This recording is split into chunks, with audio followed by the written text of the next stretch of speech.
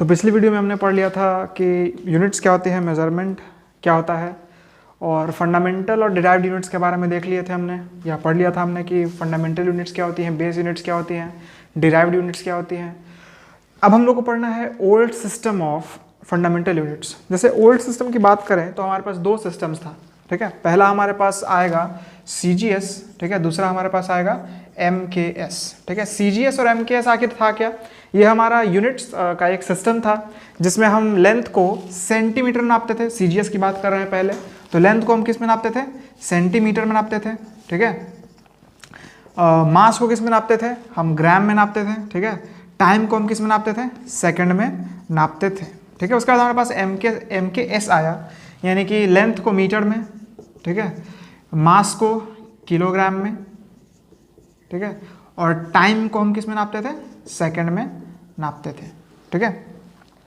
देखो दोनों में हम सेकंड में ही नापते हैं टाइम को, ठीक है। और लेंथ जो है इसमें सेंटीमीटर में है, और जो लेंथ है CGS में सेंटीमीटर में है, और MKS में क्या है हमारे पास? मीटर में है, या ग्राम में है, या किलोग्राम में है। तो ये थे हमारे ओल्ड यानी कि समझो कि 1960 से पहले का, ठीक है। क्योंकि 1960 के बाद या 1960 में हमने एक नया सिस्टम ऑफ यूनिट्स ला दिया था जिसको हम लोग बोलते हैं SI यूनिट्स, ठीक है। SI यूनिट के बाद, SI यूनिट के बारे में इसके बाद पढ़ेंगे, तो पहले जान लेते हैं अच्छे तरीके से। तो देखो सिंपल सा तो अगर हम पढ़ना चाहेंगे तो यही है, पर अगर हम इसका मतलब समझना चाहेंगे कि CGS और MKS को क्यों हटा दिया गया, ठीक है। जैसे हम SI क्यों लाए? 1916 से पहले हम CGS MKS में तो करते थे, CGS का यूज़ करते थे, MKS का यूज़ करते थे, पर CGS उससे पहले ख़त्म हो गया था, ठीक है। उसके बाद आया था MKS, और CGS जितना दिन चला था या जितना सालों तक हम CGS यूज़ किए थे उससे ज़्यादा सालों तक हम क्या किए थे? MKS को यूज़ किए थे। क्यों किए थे? देखो यहाँ पे हम जो लेंथ है, लेंथ को हम मीटर में नापते हैं, ठीक है। तो जितना भी एक्सपेरिमेंटल साइंस है, जैसे हमारा एक्सपेरिमेंटल साइंस जैसे फिजिक्स है, तो उसमें हम लेंथ को किस में नापेंगे? अधिकतर टाइम मीटर में नापेंगे। इसलिए हमारा मीटर जो था, या जो हमारा मेट्रिक सिस्टम है जिसको हम बोलते हैं MKS, ठीक है, मीटर किलोग्राम सेकंड, ये हमको क्या चला था? ज़्यादा दिन तक चला था, ठीक है। ज़्यादा कंपैटिबल था ये हमारा मीटर किलोग्राम सेकंड वाला सिस्टम, ठीक है। ये उतना कंपैटिबल नहीं था। इसके अलावा बहुत सारा सिस्टम था, जैसे हम बात करें ब्रिटिश सिस्टम का, ठीक है। ब्रिटिश सिस्टम का बात करते हैं, ठीक है। ब्रिटिश सिस्टम में हम क्या करते थे? हम लेंथ को नापते थे फुट में, ठीक है, लेंथ को नापते थे फुट में। हम वेट को नापते थे पाउंड में। पाउंड का नाम आपने सुना होगा, जब केक खरीदने जाते हैं तो वहाँ हम किस में नापते हैं? जो वेट होता है केक का किस में नापते हैं? पाउंड में नापते हैं। 1 पाउंड, 2 पाउंड, 1.5 पाउंड्स, ठीक है। तो ये ब्रिटिश सिस्टम था। तो ये सब क्यों नहीं चल पाया, होल्ड क्यों नहीं कर पाया? क्योंकि ये प्रॉब्लम्स को हल नहीं कर पाता था, ठीक है। ये प्रॉब्लम्स को क्या करता था? और ज़्यादा बढ़ा देता था, ठीक है। तो हम क्या किए? 1960 में SI यूनिट का हम क्या किए? खोज किए, ठीक है। कैसे खोज किए इसके बारे में हम पढ़ेंगे। तो ये समझ लीजिए कि हमारे पास 3 सिस्टम बताएं सिंपल ओल्ड फंडामेंटल यूनिट्स के। पहले बताएं CGS, MKS और ब्रिटिश, ठीक है। इन सभी चीज़ों के बारे में उतना पूछा नहीं जाता है, बस जनरल नॉलेज के लिए मैंने बता दिया कि ये सिस्टम्स भी होते थे, इनको क्या कर दिया गया?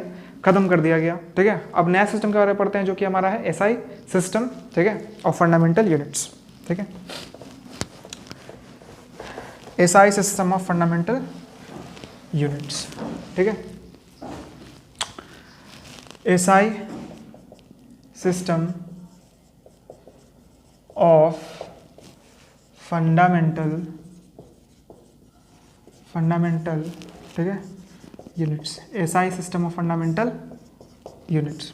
देखो SI सिस्टम में हुआ क्या, ये इसका कहानी अगर हम जाने तो फाउंडेशन कब रखा गया था? 1960 में। कहाँ रखा गया था? रखा गया था हमारा फ्रांस में, ठीक है। फ्रांस में हमारे पास क्या है? एक एडमिनिस्ट्रेशन है, या एक बोलो कि एसोसिएशन है, इसका हम नाम बोलते हैं international bureau of weights and measures. हाँ, यही बोलता है, international bureau of weights and measures, जो कि हमारा फ्रांस में है। उसमें जितने भी महान साइंटिस्ट हैं उन्होंने एकजुट होकर एक सिस्टम बनाया, ठीक है, जिसको हम लोग क्या बोलते हैं? SI सिस्टम बोलते हैं, ठीक है। इसका अगर फुल फॉर्म जानना चाहें तो ये हमारा इसका फुल फॉर्म होता है सिस्टम इंटरनेशनल,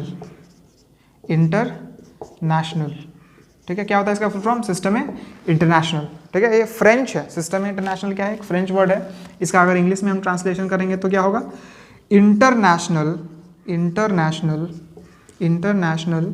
सिस्टम ठीक है, क्या बोलेंगे अगर इंग्लिश में ट्रांसलेशन करेंगे तो इंटरनेशनल सिस्टम। फ्रेंच वर्ड है, सिस्टम है इंटरनेशनल, ठीक है, हमारा इंग्लिश वर्ड है international system for the same meaning.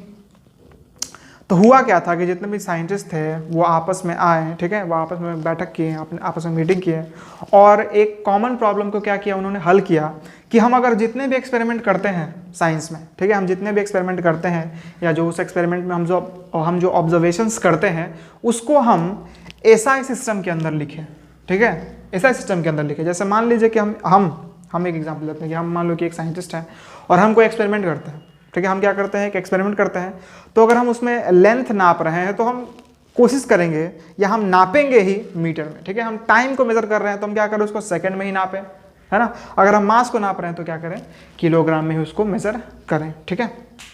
इससे होता क्या है कि अगर जिस एक्सपेरिमेंट को हमने किया है उस एक्सपेरिमेंट को कोई दूसरा साइंटिस्ट करना चाहता है कहीं और बाहर, जैसे मान लीजिए कोई ब्रिटिश साइंटिस्ट है, वो यहाँ का एक्सपेरिमेंट हमने कुछ किया इंडिया में और उसको वो रिप्रोड्यूस करना चाहता है, उस एक्सपेरिमेंट को हूबहू कर हम जो ऑब्जर्वेशन लाए हैं वही ऑब्जर्वेशन वो भी लाना चाहता है, तो हम क्या करते हैं सेम यूनिट्स यूज़ करते हैं, ठीक है। जैसे हम मीटर में नापे, ठीक है, तो उसको पता है पहले से कि जो लेंथ नापे होंगे हमने या जो मैंने लेंथ नापा होगा वो कैसे नापा होगा, कौन सा यूनिट यूज़ किया होगा, मीटर यूज़ किया होगा। जो हमने मास नापा होगा तो कौन सा यूनिट यूज़ किया होगा, लेंथ किलोग्राम यूज़ किया होगा, सॉरी टाइम मेज़र किया होगा तो कौन सा यूनिट यूज़ किया होगा, सेकंड यूज़ किया होगा। इससे क्या होता है कि हम जो एक्सपेरिमेंट करते हैं उसमें हम क्या कर सकते हैं, बार बार सेम रिजल्ट ला सकते हैं बिना किसी दिक्कत के। जैसे आप एग्जाम्पल ले लीजिए कि अगर आप किसी फॉरेन ऑथर की बुक पढ़िए, ठीक है, जैसे कोई ब्रिटिश ऑथर हैं उनका बुक पढ़िए फिजिक्स की, तो उसमें वो क्या करते हैं, जो पुरानी बुक्स होंगी उसमें आप देखिएगा कि उसमें वो जो मास लिखते हैं या जो मास को जब मास के बारे में जब बात करते हैं तो उसको पाउंड में लिख देते हैं, ठीक है। तो हमको क्या होगा, कन्फ्यूजन हो जाएगा, है ना। जब लेंथ नापेंगे तो लेंथ को हम लिख देंगे फुट में, ठीक है, तो फिर यहाँ पे प्रॉब्लम हो जाएगा, हमको कन्वर्जन करना पड़ेगा। अगर मान लीजिए कि हमने ध्यान नहीं दिया तो पूरा क्या होगा, एक्सपेरिमेंट गलत हो जाएगा, है ना, जो हम ऑब्जर्वेशन लाना चाहते हैं वो आएगा ही नहीं, ठीक है। तो इसीलिए हम क्या किए हैं, ऐसा यूनिट को लाए हैं, है ना, जिसका फुल फॉर्म हमने बताया system international, it is French word और ये हमारा क्या है, इंग्लिश वर्ड है। इसमें देखो एसआई सिस्टम में होता क्या है, हमारे पास 7 बेस क्वांटिटीज होती हैं, ठीक है। एसआई सिस्टम में क्या होता है, हमारे पास 7 बेस क्वांटिटीज होती है और वही 7 बेस क्वांटिटीज को यूज करके हम जितना भी फिजिकल क्वांटिटीज हमारे पास है, ठीक है, उसी 7 बेस क्वांटिटीज को यूज करके जितना भी फिजिकल क्वांटिटीज है सभी का यूनिट्स को क्या कर लेते हैं, डिराइव कर लेते हैं। जैसे एक देखो बहुत सिंपल सा चीज को हम बताते हैं, जैसे यहाँ लिखते हैं हम यहाँ पे फोर्स, ठीक है, फोर्स, ठीक है। फोर्स क्या होता है, मास इनटू एक्सेलरेशन, आपने क्लास 9 में पढ़ा होगा, सिंपल सा इक्वेशन है। इसको हम अगर छोटे फॉर्म में लिखे तो क्या लिखेंगे, m इंटू ए। तो मास हम किस में नापेंगे, मास हम नापेंगे केजी में, ठीक है। एक्सेलरेशन किस में नापेंगे, मीटर पर सेकंड स्क्वायर में, ठीक है। तो फोर्स का जो यूनिट आया एसआई सिस्टम में हमारे पास क्या आया, केजी मीटर पर सेकंड स्क्वायर, ठीक है। फोर्स का जो यूनिट आया एसआई में हमको क्या आया, केजी मीटर पर सेकंड स्क्वायर। पर आप बोलिएगा सर हम तो न्यूटन सुने थे कि ऐसा फोर्स का ऐसा यूनिट न्यूटन है, तो केजी मीटर पर सेकंड को ही हम क्या बोलते हैं, न्यूटन बोलते हैं। न्यूटन क्यों बोलते हैं, ट्रिब्यूट के लिए, ठीक है, कि हम क्या कर सकें, उनको जो न्यूटन थे उनको क्या कर सके, हम ट्रिब्यूट दे सकें, ठीक है, उनके नाम को हमेशा हमेशा के लिए अमर बना सकें। इसलिए हमने क्या किया, न्यूटन वर्ड को या न्यूटन के नाम पे ही हमने क्या किया, इस केजी मीटर स्क्वायर को बदल दिया, है ना। तो ये है हमारा एसआई यूनिट्स। इसमें 7 बेस क्वांटिटीज कौन कौन से हैं उसको हम लिख देते हैं यहाँ पे, ठीक है, बहुत सिंपल है, ज़्यादा मुश्किल नहीं है। इसको यहाँ पे हम क्या करते हैं, इरेज कर देते हैं,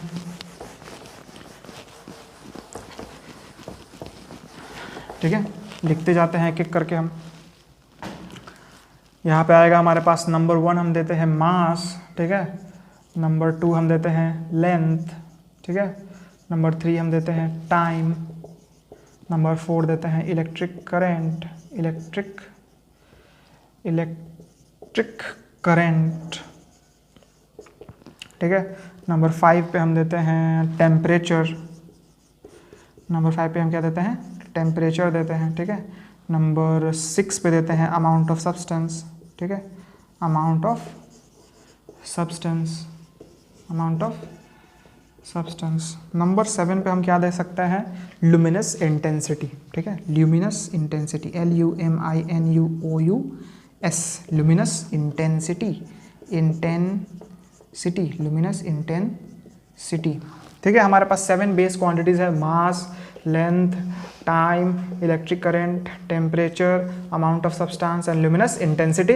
ये हमारे बेस क्वांटिटीज हैं हमारे एसआई सिस्टम के अंदर। इन सातों को यूज कर कर हमारे पास जितना भी फिजिकल क्वांटिटीज है साइंस के अंदर, सभी को हम क्या कर सकते हैं, डिराइव कर सकते हैं। ठीक है, एक बार हम चेक कर लेते हैं कि हमारे नीचे का जो लुमिनस इंटेंसिटी लिखा हुआ है वो आ रहा है कि नहीं।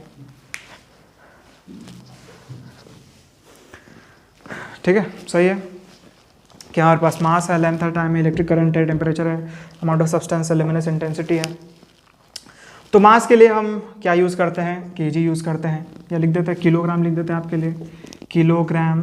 ठीक है, किलोग्राम, जिसको हम कैसे नोट करते हैं, केजी से नोट करते हैं। लेंथ के लिए हम क्या करते हैं, मीटर और डिफाइन किए हैं, मीटर को क्या किए हैं, डिनोट किए हैं, जिसको कैसे लिखते हैं, मीटर लिखते हैं।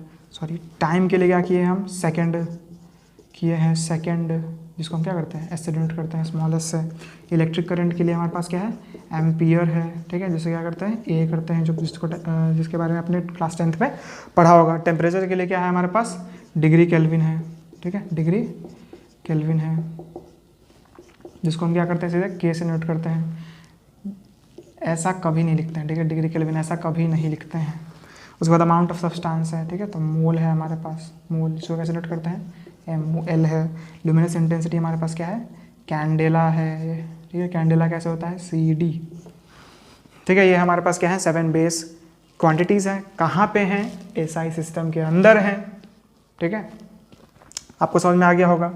मास, length, time, electric current, temperature, amount of substance, luminous intensity, ये सब आखिर है क्या, SI सिस्टम के अंदर हमारे पास ये बेस क्वांटिटीज़ हैं या फंडामेंटल यूनिट्स हैं, जिसको यूज़ कर कर हम साइंस की सभी क्वांटिटीज़ के यूनिट्स को क्या कर सकते हैं, डिराइव कर सकते हैं।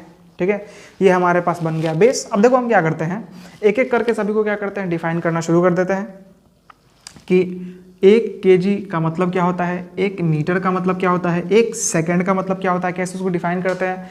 जैसे हमारे सिलेबस में है उतना हम डीप नहीं जाएंगे, जितना डेफिनेशन दिया गया करते हैं, पहले उसको एक एक करके लिख देते हैं, फिर हम क्या करते हैं, उसको डिफाइन करना शुरू कर देते हैं। ठीक है, अमाउंट ऑफ सब्सटेंस है, लुमिनस इंटेंसिटी है। ठीक है, तो इसको मिटा देते हैं और एक एक करके लिखना क्या कर देते हैं, शुरू कर देते हैं। तो हमारे पास सबसे पहले था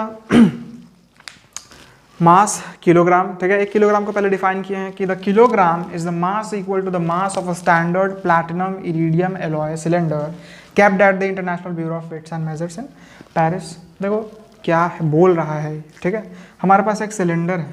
ठीक है, जो बना किस चीज़ से है, प्लैटिनम से बना है और इरिडियम से बना है। कॉम्पोजिशन कितना है इसमें हमारे पास, 90% क्या है, 90% है हमारे पास प्लैटिनम। ठीक है, 90% क्या है, प्लैटिनम है। ठीक है, और 10% हमारे पास क्या है, इरिडियम है।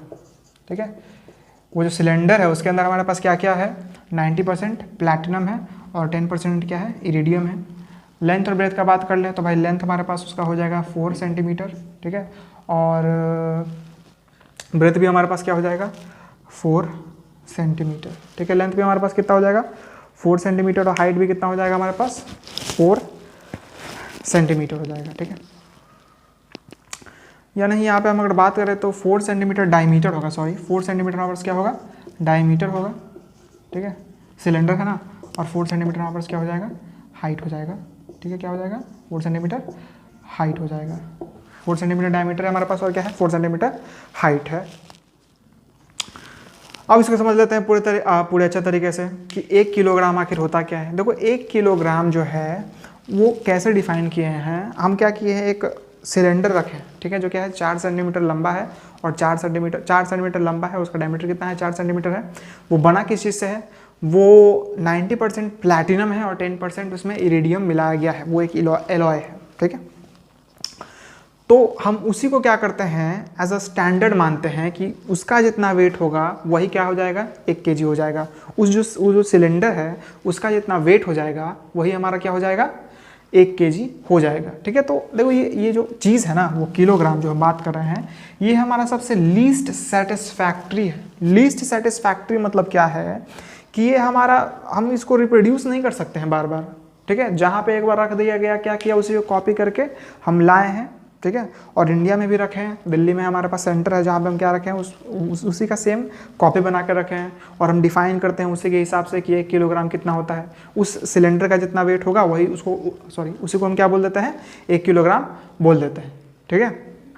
तो ये सबसे लीस्ट सेटिस्फैक्ट्री क्यों है कि देखो समय के अनुसार, ठीक है, समय के अनुसार हमारा ये जो इरिडियम का एलॉय है, जो प्लैटिनम इरिडियम का जो सिलेंडर है, ठीक है, वो क्या हो सकता है, उसका जो मास है वो थोड़ा थोड़ा कम हो सकता है समय के साथ, ठीक है। हो सके तो एयर के साथ रिएक्ट करके मान लो थोड़ा थोड़ा ही कम हो, ठीक है, तो उसमें दिक्कत हो जाएगा ना कि समय के साथ हमारा क्या हो रहा है, ये चेंज हो रहा है। पर हमने बताया था कि अगर हम किसी भी सिस्टम को क्या करते हैं या किसी भी यूनिट को एज अ स्टैंडर्ड यूज़ करते हैं तो वो समय के साथ बदलना नहीं चाहिए। टेम्परेचर के साथ या प्रेशर के साथ या फिजिकल कंडीशन में जो बदलाव आता है, ह्यूमिडिटी में चेंज आता है, ठीक है, या ह्यूमिडिटी बढ़ जाता है, कम हो जाता है, तो उसके साथ वो जो हम यूनिट यूज़ कर रहे हैं वो कम नहीं हो जाना चाहिए। पर ये तो भाई हमारे पास एक एलॉय है, ये तो प्लैटिनम और रेडियम का क्या है, एक मिक्सचर है ना, जिसका हम एक सिलेंडर बनाए हैं, 4 सेंटीमीटर डायमीटर है, 4 सेंटीमीटर हाइट है उसका, है ना। तो इसके साथ ये दिक्कत है, ये हमारे पास क्या है, लीस्ट सेटिस्फैक्ट्री है हमारा किलोग्राम। आप समझ गए होंगे कि 1 किलोग्राम क्या होता है। हम क्या किए हैं, पेरिस में 4 सेंटीमीटर डायमीटर और 4 सेंटीमीटर हाइट का क्या किए हैं, प्लैटिनम और रेडियम का एलॉय का सिलेंडर बना दिए हैं। उसी को हम क्या कर दिए हैं, मान लिए हैं कि उस सिलेंडर का जितना भार होगा वही क्या हो जाएगा, 1 किलोग्राम हो जाएगा, ठीक है। इतना आप समझ गए होंगे। उतना ये हमारा इंपॉर्टेंट भी नहीं है, ठीक है। इसको क्या करते हैं, इरेज करते हैं और फिर से हम दूसरे बार में लिखते हैं लेंथ की और फिर टाइम की लिखते हैं और बाकी जितने भी है सभी को क्या करते हैं, जल्दी से डिफाइन कर देते हैं। बात करते हैं हम मीटर का, ठीक है। लेंथ क्या होता है, लेंथ हम यूनिट में क्या माना है, ऐसा के अंदर मीटर माना है। तो मीटर 1 मीटर कितना होता है भाई, तो इसको पहले भी डिस्क्राइब कर चुके हैं इसके पहले वाले वीडियो में कि length of the path travelled by light in 1/299792458 seconds in vacuum, ठीक है। तो लाइट देखो, लाइट जब 1 सेकेंड के इतने भाग में जितना डिस्टेंस ट्रैवल कर लेता है उसको हम क्या बोलते हैं, 1 मीटर बोल देते हैं। तो भाई ये लीस्ट सेटिस्फैक्ट्री नहीं है, ये बहुत अच्छा है। क्यों, क्योंकि देखो लाइट का स्पीड क्या है, कांस्टेंट है और पूरे यूनिवर्स में कांस्टेंट होगा। तो ये सेकंड के इतने भाग में लाइट हमेशा क्या करेगा, सेम डिस्टेंस ट्रैवल करेगा अगर हम पूरे यूनिवर्स में इस एक्सपेरिमेंट को कहीं भी करें, ठीक है। तो ये क्या है, हमारे पास इजिली रिप्रोड्यूसिबल है, बहुत ही आसानी तरीके से हम क्या कर सकते हैं, इसको रिप्रोड्यूस कर सकते हैं कहीं भी चाहें, ठीक है। हम इस यूनिवर्स में कहीं भी चाहें तो इसको क्या कर सकते हैं, ऑब्टेन कर सकते हैं। और ना ये टाइम के साथ बदलेगा, है ना, नहीं ये फिजिकल कंडीशन के साथ बदलेगा, ठीक है। अगर टेम्परेचर बढ़ा दे तो भाई लाइट का स्पीड तो कांस्टेंट है ना। For all the observers in the universe the speed of light is constant, ठीक है। इसको यहाँ पढ़ना है हमको, रिलेटिविटी में पढ़ना है ना। तो इसको बता चुके हैं पहले, इसको इतना डिस्क्राइब नहीं करेंगे। अब हम जाते हैं सीधा मास के बारे में पढ़ लिए, लेंथ के बारे में पढ़ लिए, हम क्या करते हैं, टाइम के बारे में पढ़ते हैं कि 1 सेकेंड क्या होता है। इसको क्या करते हैं हम लोग, इरेज कर देते हैं भाई। यहाँ पर हमारे पास है सेकंड, ठीक है। देखो सेकंड क्या होता है, सेकंड को हम क्या करेंगे, पूरे डिस्क्राइब नहीं करेंगे, हम क्या करेंगे, सिर्फ इसका डेफिनेशन को क्या करेंगे, देख लेंगे, ठीक है। क्योंकि ये है थोड़ा सा क्या है, थोड़ा टॉपिक नहीं, हाँ टॉपिक की जो टॉपिक है वो थोड़ा सा क्या है, टफ है। तो इसको क्या करेंगे, सिर्फ डेफिनेशन हम देख लेंगे। Second is the duration of 9192631770 periods of the radiation corresponding to the transition between the two hyperfine levels of the ground state of the cesium-133 atom, ठीक है। तो ये आपके लिए अगर हम डिस्क्राइब करेंगे, ठीक है, तो क्या हो जाएगा, थोड़ा सा लेंदी हो जाएगा और आपको समझ में भी नहीं आएगा, ठीक है। और वैसे ही हमारे पास क्या है, उतना इंपॉर्टेंट भी नहीं है। जितना भी यूनिट्स को हम डिस्क्राइब कर रहे हैं ये आपसे कभी पूछा नहीं जाएगा, सिर्फ हम नॉलेज के लिए बता दे रहे हैं, ठीक है। कि अगर आपसे कभी मान लीजिए कि अगर क्लास में ही अगर किसी से पूछ रहे हैं तो पूछ सकते हैं कि भाई आप बताओ कि सेकंड कितना होता है, 1 सेकंड में 1 सेकंड होता क्या है, डिफाइन कैसे करेंगे, ठीक है। वैसे कोई पूछता नहीं, एग्जाम में कभी नहीं आने वाला है, ना स्कूल फिजिक्स में आने वाली है, ना एग्जामिनेशन, ना कॉम्पिटिटिव एग्जामिनेशन में कहीं नहीं आने वाली है। तो हमने सिर्फ क्या किया, इसको लिख दिया, ठीक है। अगर आप पढ़ना चाहो तो पढ़ सकते हो। Second is the duration of 9192631770 periods of the radiation corresponding to the transition between the two hyperfine levels of the ground state of the cesium-133 atom, ठीक है। इसको हम डिस्क्राइब नहीं करेंगे, ठीक है। इसका सिर्फ क्या करते हैं, डेफिनेशन लिख कर ही रहने देते हैं, ठीक है। उसके बाद हम पढ़ते हैं क्या क्या देख लिया हमने देख लिया मास का, देख लिया लेंथ का, देख लिया टाइम का, देख लिया। अब क्या करते हैं, इलेक्ट्रिक करंट का देखते हैं, ठीक है। तो इसको इरेज करते हैं। फोर्थ हमारे पास है इलेक्ट्रिक करंट, एम्पियर। देखो एम्पियर हम डिस्क्राइब कर देंगे क्योंकि सिंपल है, आपको समझ में आ जाएगा। ऐसे वर्ड्स इसमें नहीं दिए गए हैं जो कि बाहर से है, 9-10 में थोड़े थोड़े आपने ये वर्ड सुने होंगे, ठीक है। तो इसको थोड़ा देख लेते हैं। Ampere is the constant current which if maintained in two parallel straight conductors of infinite length and of negligible circular cross section placed 1 metre apart in vacuum would produce a force between them of 2 into 10 to the power minus 7 Newton per meter of length। देखो बोला क्या है कि ampere एक ऐसा constant current है जिसको हम अगर दो करंट कैरिंग कंडक्टर यानी स्ट्रेट करंट कैरिंग कंडक्टर के अंदर दोहराएंगे, जिनका लेंथ क्या है, इनफाइनाइट है, और जिनका क्रॉस सेक्शनल एरिया क्या है, नेग्लिजिबल है, ठीक है, यानी कि क्रॉस सेक्शनल एरिया बहुत कम है, और उन दोनों के बीच का डिस्टेंस कितना है, 1 मीटर है। तो वो क्या करेंगे, एक दूसरे पर मीटर यानी हर एक मीटर पे कितना फोर्स लगाएंगे, 2 into 10 to the power minus 7 Newton का लगाएंगे, ठीक है। फिर से इसको समझाते हैं, ठीक है, कि हमारे पास क्या है, दो straight current carrying conductors of infinite length infinite है, क्रॉस सेक्शनल एरिया क्या है, नेग्लिजिबल है, और डिस्टेंस दोनों के बीच में कितना है, 1 मीटर का डिस्टेंस है। तो वो हर एक पर यानी एक दूसरे पे या एक दूसरे के हर एक मीटर पे कितना फोर्स लगाएंगे, 2 into 10 to the power minus 7 Newton, ठीक है। ये हो गया हमारा एम्पियर का डेफिनेशन। उसके बाद हम कर लेते हैं केल्विन का यानी टेम्परेचर का, ठीक है। टेम्परेचर को क्या किया था हम लोग, डिग्री केल्विन में नापे थे। उसके बाद लुमिनस इंटेंसिटी हमारे पास कैंडला है, उसके बाद हमारे पास अमाउंट ऑफ सब्सटेंस मोल है। तो जो पहली बार हम लिखे थे 1 2 3 4 5 6 7 8, तो उसमें क्या हो सकता है, थोड़ा सा ऊपर नीचे हो सकता है, पर हमने क्या किया है, सारे को अच्छे तरीके से डिफाइन किया है जो कि आपको समझ में आए। तो इसको भी क्या करते हैं हम लोग, इरेज करते हैं, ठीक है। हमारे पास 4 हो गया, तो हमारे पास आ गया टेम्परेचर, ठीक है। टेम्परेचर को किस में नापते हैं हम लोग, केल्विन में। The kelvin is 1/273.16 of the thermodynamic temperature. देखो थर्मोडायनेमिक टेम्परेचर एक नया वर्ड आ गया of the triple point of water, एक नया वर्ड भी ये भी आ गया, ट्रिपल पॉइंट ऑफ वाटर। तो इसको हल्का सा डिस्क्राइब करते हैं, ज़्यादा आपके सामने डिस्क्राइब नहीं करेंगे। थर्मोडायनेमिक टेम्परेचर को आपके सामने डिस्क्राइब नहीं करेंगे, आपको समझ में नहीं आएगा। ट्रिपल पॉइंट को डिस्क्राइब कर देते हैं, सिंपल चीज़ है, एक ऐसा पॉइंट ऑफ टेम्परेचर जहाँ पर पानी तीनों स्टेट में होता है, ठीक है। गैसेस स्टेट में भी होता है, यानी वेपर स्टेट में होता है, सॉलिड स्टेट में होता है यानी आइस के रूप में होता है, और लिक्विड स्टेट में होता है यानी पानी के रूप में भी होता है, ठीक है। तो उस टेम्परेचर का 1/273.16 पार्ट को हम लोग क्या बोलते हैं, केल्विन बोलते हैं, ठीक है। 1 केल्विन बोलते हैं, ज़्यादा हार्ड नहीं है। फिर अमाउंट ऑफ सब्सटेंस है, ठीक है। लास्ट में हमारे पास बच जाएगा लुमिनस इंटेंसिटी का, जो कि है कैंडला। उसको सबसे क्या करेंगे, लास्ट में डिस्क्राइब कर देंगे अच्छे तरीके से। अमाउंट ऑफ सब्सटेंस पहले देख लेते हैं। देखो, the mole is the amount of substance of a system that contains as many elementary particles as there are in 0.012 kg of C12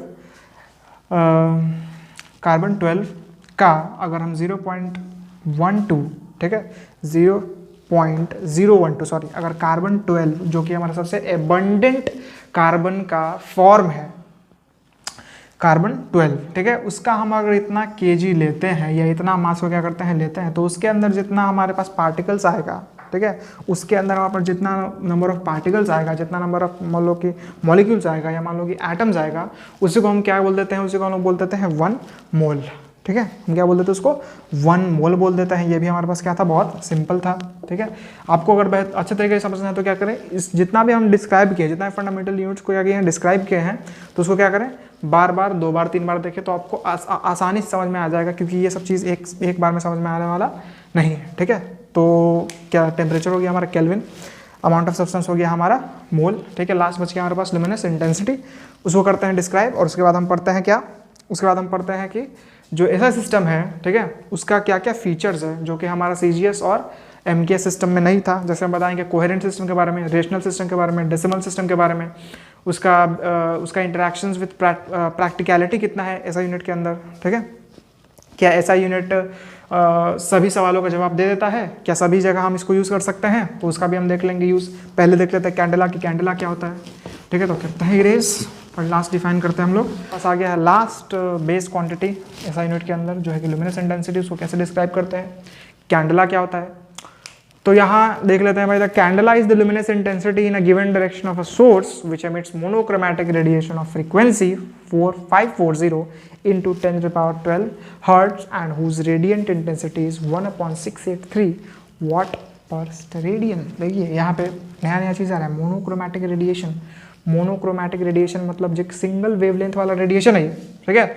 steradian, steradian क्या होता है, स्टेरेडियन हमारा होता है यूनिट, किसका यूनिट, सॉलिड एंगल का, ठीक है। ये सप्लीमेंट्री दो हमारे यूनिट्स होते हैं। सप्लीमेंट्री यूनिट्स को भी क्या करते हैं हम थोड़ा सा डिस्क्राइब कर देंगे, जो कि एनसीईआरटी में नहीं दिया है, ठीक है। सप्लीमेंट्री यूनिट्स कौन कौन से हमारे पास होंगे, रेडियन होंगे और स्टेरेडियन होंगे, उसको डिस्क्राइब कर देते हैं। पहले उसको देख लेते हैं। The candela is the luminous intensity in a given direction of a source, ठीक है। एक सोर्स है हमारे पास, उससे क्या हो रहा है, एक खास डायरेक्शन में क्या हो रही है, हमारे पास लुमिनस इंटेंसिटी निकल रही है, या मान लो कि हमारे पास लुमिनस, या हमारे पास क्या है, लुमिनस इंटेंसिटी निकल रही है, जो ही हम बोले in a given direction of source which emits monochromatic radiation. और जो सोर्स है वो कैसा रेडिएशन दे रहा है हमको, मोनोक्रोमैटिक रेडिएशन दे रहा है, यानी सिंगल वेवलेंथ वाला रेडिएशन है हमारे पास, जिसका फ्रीक्वेंसी कितना दिया है 540 × 10⁻12 hertz and whose radiant intensity, ठीक है, उसका रेडिएंट इंटेंसिटी कितना है 1/683 वाट पर स्टेरेडियन, ठीक है। अब ये आपको समझ में नहीं आएगा, ठीक है। आप सिर्फ जान लीजिए कि हमारे पास क्या होता है, कैंडेला का डिफिनेशन होता है। अगर आप हायर लेवल ऑफ फिजिक्स में पहुंचेंगे, ठीक है, 12th के बाद भी अगर क्या करेंगे, फिजिक्स को कैरी करेंगे, तो आपको अच्छे से समझ में आएगा, ठीक है। ये सिर्फ हम क्या करेंगे, अभी डेफिनेशन को लिख दिए हैं। उसके बाद हमारे पास आएगा रेडियन, रेडियन आपको समझ में आएगा, ठीक है। और सॉलिड एंगल जो हमारे पास स्टेरेडियन है वो भी आपको समझ में आ जाएगा, वो आपका जो क्लास 10 में आप जो पढ़ते थे वही चीज़ है, ठीक है। रेडियन के बारे में आपने पहले भी सुना होगा कि भाई पाई रेडियन कितना होता है, पाई रेडियन होता है हमारे पास 180 डिग्री के बराबर, है ना। इसको कैसे डिस्क्राइब करते हैं, कैसे डिफाइन करते हैं, वैसे इसके ऊपर सी लिखते हैं पाई के ऊपर, तो ये हमारा होता है रेडियन का सिंबल होता है, ठीक है। तो क्या करते हैं, इसको इरेज करते हैं, और जो हमारे सप्लीमेंट्री यूनिट्स हैं उसको देख लेते हैं भाई कि रेडियन क्या होता है, ठीक है, और स्टेरेडियन क्या होता है, जो सॉलिड एंगल जिसको हम लोग बोलते हैं, ठीक है। तो लिख लेते हैं इसको। तो चलिए हम लोग देख लेते हैं प्लेन एंगल के बारे में, ठीक है। प्लेन एंगल क्या है, ठीक है। तो प्लेन एंगल, ये जो हमारे पास दोनों है, प्लेन एंगल और सॉलिड एंगल, ये हमारे पास सप्लीमेंट्री यूनिट्स हैं, ठीक है। हम इक्वेशंस को जब सॉल्व करेंगे, ठीक है, तो हम क्या करेंगे, यूज़ करेंगे हम प्लेन एंगल में रेडियन का, और सॉलिड एंगल जब यूज़ करेंगे तो हमारे पास क्या हो जाएगा, स्टेरेडियन हो जाएगा। प्लेन एंगल रेडियन में कैसे डिनोट कर देंगे, RAD। कैसे डिफाइन करेंगे, it is defined as the angle subtended by an arc whose length is equal to the radius, ठीक है। देखो एक रेडियन क्या हो जाएगा, मान लो कि हमारे पास यहाँ पे एक रेडियस, मान लो यहाँ पे सर्कल है, उसका रेडियस मान लो r है, रेडियस मान लो हमारे पास 1 मीटर का है, ठीक है। और जो आर्क है वो भी हमारे पास कितना है, 1 मीटर का है। तो अगर हम इस रेडियन का वैल्यू निकाला, या इस जो हमारा थीटा है इसका वैल्यू निकाला, तो क्या हो जाएगा, आर्क का लेंथ कितना है 1 मीटर, ठीक है। हमारे रेडियस का लेंथ कितना है 1 मीटर, तो मीटर मीटर 1 1 कैंसिल, हमारे पास क्या हो जाएगा 1। तो भाई रेडियन हम डिफाइन कर दिए कि भाई रेडियन क्या होता है, एक ऐसा लेंथ होता है आर्क का जो क्या होता है, रेडियस के बराबर होता है। तो उस समय हमारा रेडियन क्या हो जाता है, 1 हो जाता है। उसके बाद हम बात करते हैं सॉलिड एंगल का, या जिसको हम क्या बोलते हैं, स्टेरेडियन बोलते हैं। उसको कैसे नोट करते हैं, SR से नोट करते हैं। ये भी बहुत सिंपल है। It is the angle subtended at the centre of a sphere, ठीक है। ये स्फीयर की बात करता है, ठीक है, सॉलिड चीज़ों के बारे में बात करता है। नाम ही हमारे पास क्या है, सॉलिड एंगल। तो क्या होता है, जैसे हमारे पास एक मान लो कि एक स्फीयर है, ठीक है। यहाँ पे हम बताते हैं कि हमारे पास क्या है, एक स्फीयर है। तो देखो इसका सेंटर पे हम क्या करते हैं, एक एंगल बनाते हैं। कैसे एंगल बनाते हैं, जैसे ये हमारे पास एरिया आ गया हमारा 1 मीटर स्क्वायर का, ठीक है। ऐसा इसको एडिट कर देते हैं, ये ऐसा गोल होगा, ठीक है। तो हमारे पास एरिया हो गया 1 मीटर स्क्वायर का। ये रेडियस हो गया हमारा कितना, रेडियस हो गया हमारे पास 1 मीटर, ठीक है। तो ये हो गया हमारे पास सॉलिड एंगल, जिसको हम ओमेगा से क्या करते हैं, डिनोट करते हैं। तो ओमेगा यानी 1 स्टेरेडियन कब आता है, जब हम क्या करते हैं, एक मीटर स्क्वायर एरिया के द्वारा जो एंगल सबटेंड किया जाता है सेंटर पर, ठीक है। और उस समय जो रेडियस है स्फीयर का वो कितना होता है, 1 मीटर, ठीक है।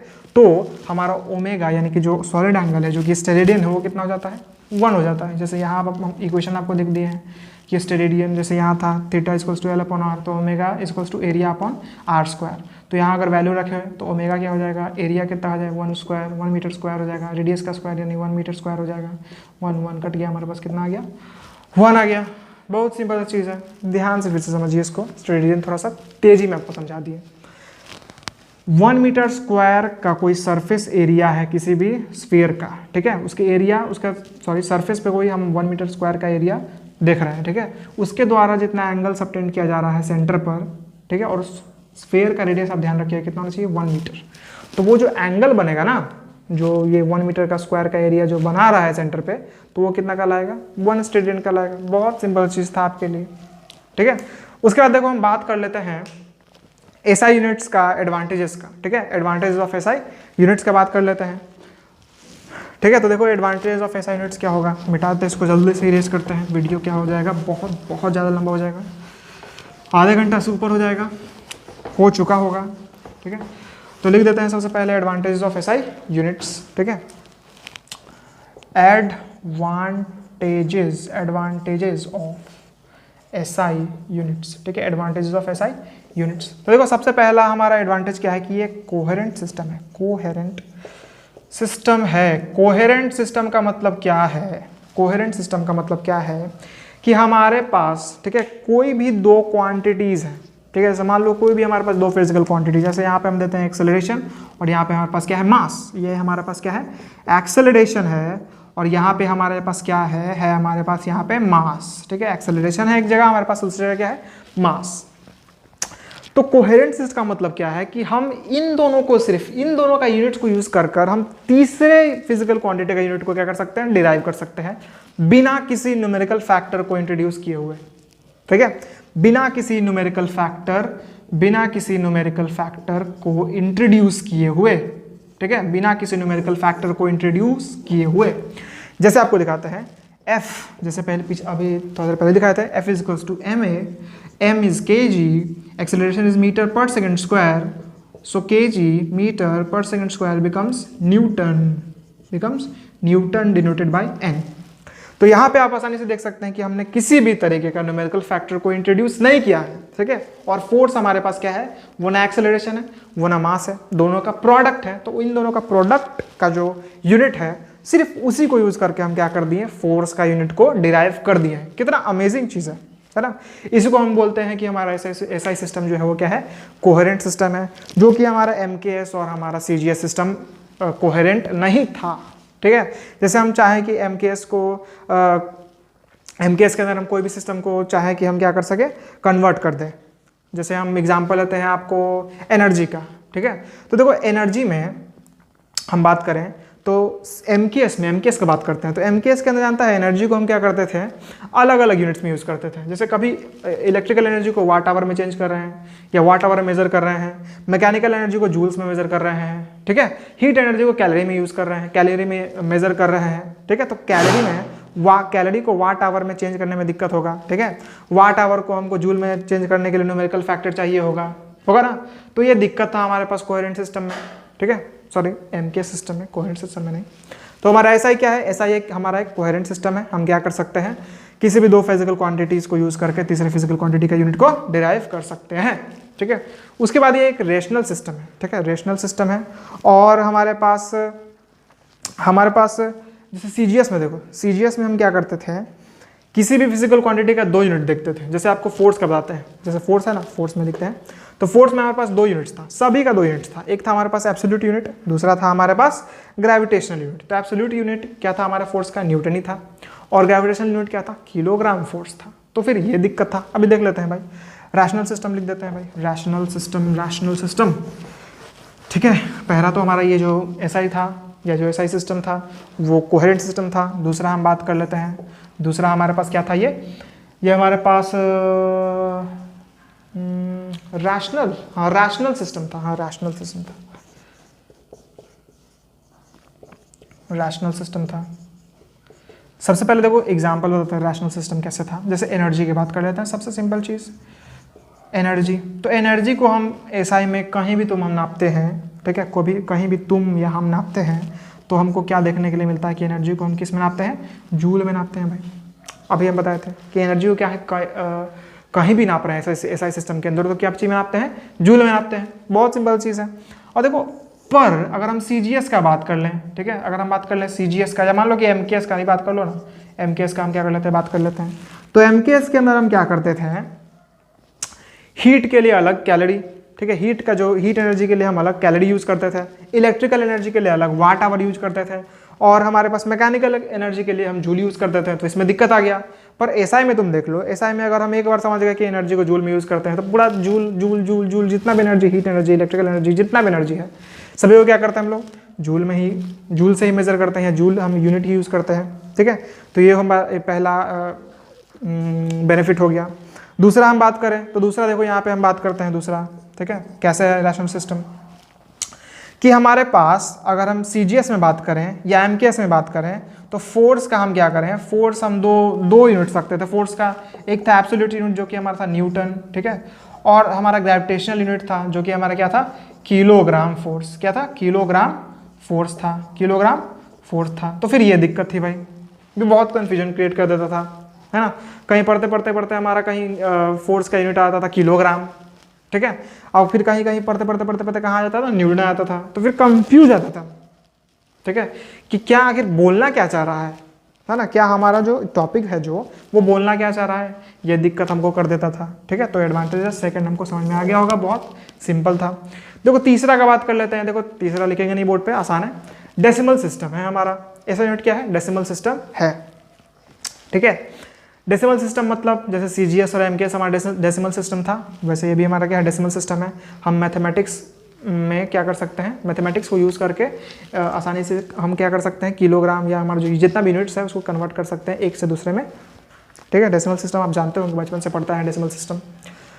फिर हमारे पास इसका ब्लेंड है, ठीक है, blend of theoretical and practical work, ठीक है। ब्लेंड मतलब जैसे देखो कोई साइंटिस्ट है तो वो भी इन यूनिट्स को यूज़ कर सकता है। कोई बच्चा है जैसे आप हैं जो आप पढ़ रहे हैं, ठीक है, या हम कोई टीचर हैं तो ये भी इस यूनिट्स को यूज़ कर सकते हैं, ठीक है। उतना हार्ड नहीं है, बहुत सिंपल है ना, कि प्रैक्टिकल है हमारे पास, ये प्रैक्टिकल है ना, कि हम क्या कर सकते हैं डेली लाइफ में भी इसको यूज़ कर सकते हैं, कोई दिक्कत नहीं है ना। और अगर हम एक्सपेरिमेंट्स कर रहे हैं, फिजिकल एक्सपेरिमेंट्स, ठीक है, या ऑब्जर्वेशंस कर रहे हैं तो उसको भी, उसमें भी हम क्या कर सकते हैं, इस यूनिट्स को यूज़ कर सकते हैं, उतना हार्ड नहीं है ये, ठीक है, सिंपल सी चीज़ है। देखो बात करना, लास्ट हम टॉपिक का बात कर लें इसका, कि SI जो है इतना हम पढ़े कि इतना अच्छा है, कोहेरेंट सिस्टम है, रैशनल सिस्टम है, डेसिमल सिस्टम है, ठीक है। इसमें प्रैक्टिकल और थियोरेटिकल दोनों हम क्या कर सकते हैं, चीज़ों को कर सकते हैं। पर क्या सब चीज़ में हम यूज़ कर सकते हैं? क्या हम डेली लाइफ में पूरे तरीके से SI को यूज़ कर सकते हैं, SI सिस्टम को यूज़ कर सकते हैं? नहीं। जहाँ पे ये फिट बैठता है वहाँ पे यूज़ करते हैं, जहाँ पे ये फिट बैठेगा, जहाँ पे ये फिट नहीं बैठता है डेली लाइफ में वहाँ पे इसको यूज़ नहीं करते हैं। जैसे मान लीजिए कि हम जाते हैं कहीं बाजार में और बनानास लाने, ठीक है, केला खरीदने जाते हैं, तो हमको क्या देखने के लिए मिलेगा, हम भाई वहाँ केजी में तो बनाना नहीं खरीदेंगे, हम तो दर्जन के हिसाब से लेंगे, है ना, कि भाई 1 दर्जन 2 दर्जन 4 दर्जन 10 दर्जन, ठीक है, दर्जन के हिसाब से लेंगे। तो SI जो सिस्टम है वो हर एक चीज़ का आंसर अपने पास कंटेन करके नहीं रखता है, ठीक है। तो इसके बाद हम क्या करेंगे, एक वीडियो डाल देंगे, ये टॉपिक पूरा खत्म हो गया, एक छोटा सा वीडियो डाल देंगे 10 मिनट या 15 मिनट का, जो कि हमारा लार्ज डिस्टेंसेस पे होगा, ठीक है, कि लार्ज डिस्टेंसेस के लिए हम कौन कौन से यूनिट यूज़ करते हैं, लार्ज मासेस के लिए, स्मॉल मासेस के लिए, ठीक है, स्मॉल डिस्टेंसेस के लिए, ठीक है, स्मॉल टाइम, लार्ज टाइम, ठीक है, और कन्वर्जन कैसे करते हैं एक यूनिट से दूसरे यूनिट में, ठीक है, किसी छोटे से यूनिट को कैसे लार्ज यूनिट बनाता है, किसी बड़े यूनिट को कैसे छोटा बनाते हैं, समझ में आएगा। तो क्या करते हैं, इस वीडियो को यहाँ पे एंड करते हैं। Thank you for watching.